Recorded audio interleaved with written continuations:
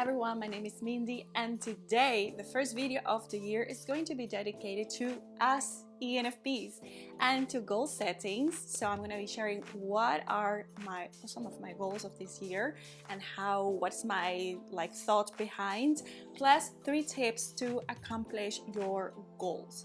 I have decided to do this because I have launched a survey that if you haven't filled it out yet, please, I would ask you to consider doing it. It will help me a lot to get to know you more. And so I posted that survey this week on my community tab and on Instagram, on Facebook, all around. Also, Eric Thor has shared it because we're doing this together. And so we're trying to learn what are your struggles as ENFPs. And what comes out, the first thing up until now, I need to gather up more data, is that you guys, just like me, we struggle with discipline. And so I thought it's opportune to start off this year by talking about goal settings and 3 tips that I have noticed help me to accomplish things. Okay, I haven't really shared this with you openly, I think, or maybe I said once, but I am not so long ago diagnosed inattentive ADHD, which means I have a hard time focusing, and my focus comes at times when I least expect it, or sometimes it doesn't come all together. Yet, because, well, up until now, I only learned that I'm an ADHD. I had to learn to cope with it throughout the years. And it's not that I am by any means perfect, but I noticed that these techniques I'm going to share with you today have helped me and really helped me also to keep running this channel as I do.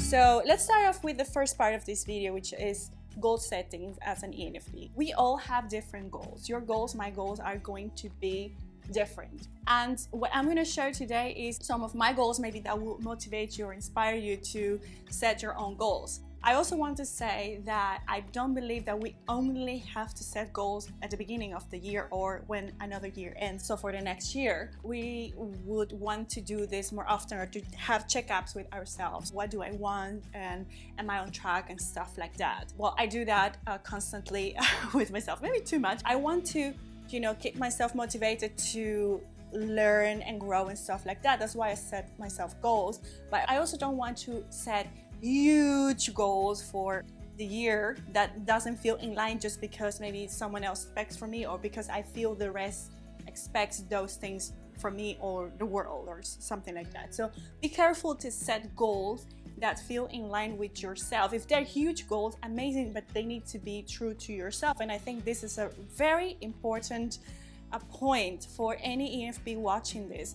You want to make sure that you spend some time at feeling what is that you want, at analyzing where is that you thrive naturally.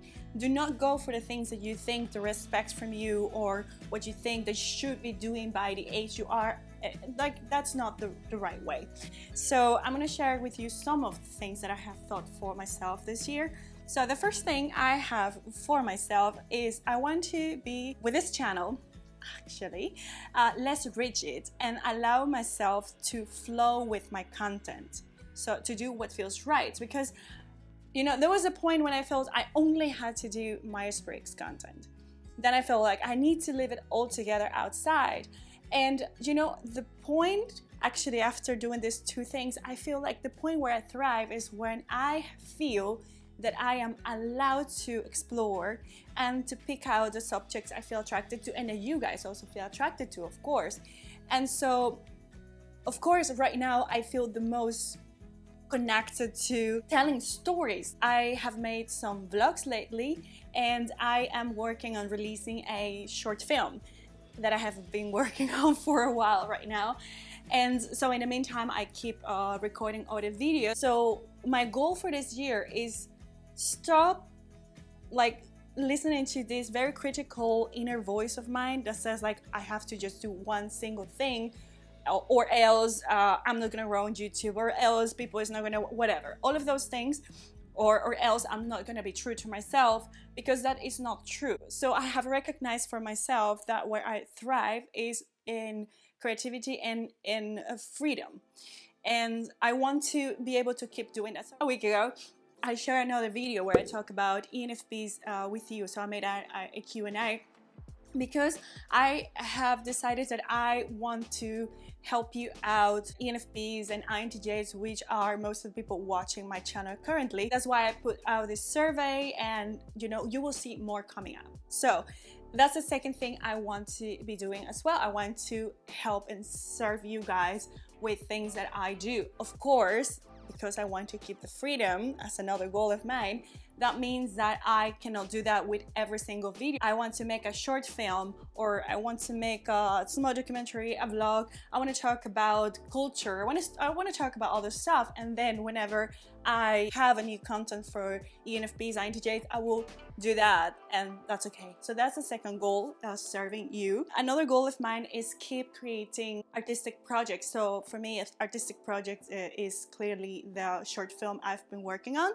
And so I want to keep developing that side. Another one is keep working out during the winter. It's not for the year, of course. At the end of the year, I want to like stay fit.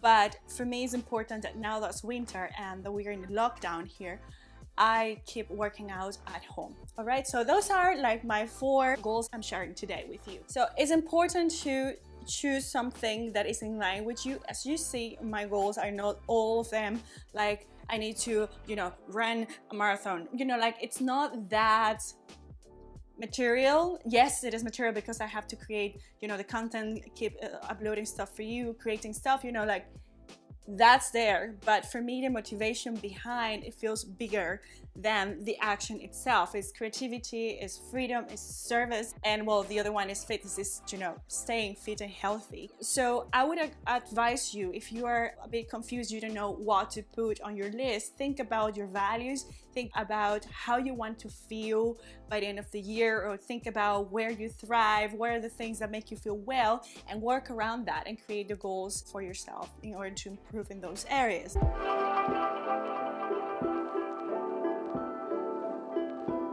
Now let's move on to the next part, which is the 3 tips that you can do in order to accomplish your thing. So tip number 1 is write. Write down, first of all, what your goals are. Second, write down how are you going to accomplish them. So you can do that on the same page.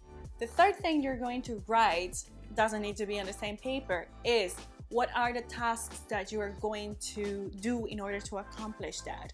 So for instance, I want to make more artistic content. So I'm already finishing this short film, and then I have already another artistic project I will be working after that. And another thing I will also want to do around my artistic endeavors is get back to writing this year. So I need to free up time in order to get there. So those are like tasks I know that need to happen, but then you need to start setting up a time frame in order for you to accomplish that. So you can say, for instance, I said for myself, I want to start up my next creative project in February, just to give an example. And I want to write my book as late as, get back at writing my book as late as June, for instance. All right, so you set the times.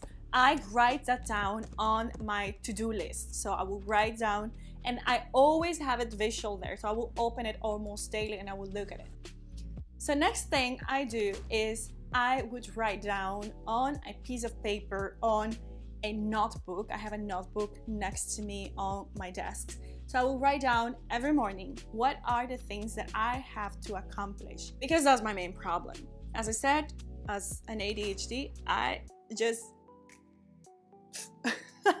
don't do things unless I see them and I put pressure on me. So let's say I have to edit a video. So number 1, work on the frames. So on the images, all of that. Number 2, add up the music. Number 3, uploads, blah, blah, blah. So it is so easy when you put the task, you break it down and you just start crossing out things from the list. But why is that you want to write everything down? That's because SI, introverted sensing, really loves it. We have a thing for lists and for writing stuff, and even our memory works better if we write it down on a piece of paper, or if we write it down on our agenda, so we set up reminders. Our ENFP brain likes that, so give your brain what is easy for it. Next step, let's say you have written down your tasks for the day. You have it there next to you. The next thing you want to do is to use a timer. And I have shared this. If you have watched my vlog, my last vlog, I show you how I work. I always work using a timer because if I don't do that, I won't be able to do anything. I'm too distractful. So I'm gonna go to find the right music. I use a timer or I don't get things done. It also helps me to control how many hours I work, because sometimes I can just work like very, very long, and it's sometimes not even the best for me to do that, because then I deprive my sleep and stuff like that, or maybe that's the moments when I go hyper focused. But why do you want to use a timer? You want to use a timer because you want to, first of all, avoid distractions. So whenever you're using the timer, you put your telephone aside, you close off your social media and your emails, whatever it is, and you dedicate yourself to do the task. Some people like to use the Pomodoro technique. I personally don't use it. I think that's sprints of an hour and then 15 minutes break or something like that. Maybe that works for you, but for me, what I do is I would just work with the timer. Many times I have a problem focusing, of course, but there are moments that I can just focus, and I will stop only when I really need a break to eat or, you know, go to the bathroom, stuff like that. Other times when I am not hyper focused, I can really struggle, you know, like I set the timer and then I'm like, oh, damn, I cannot do.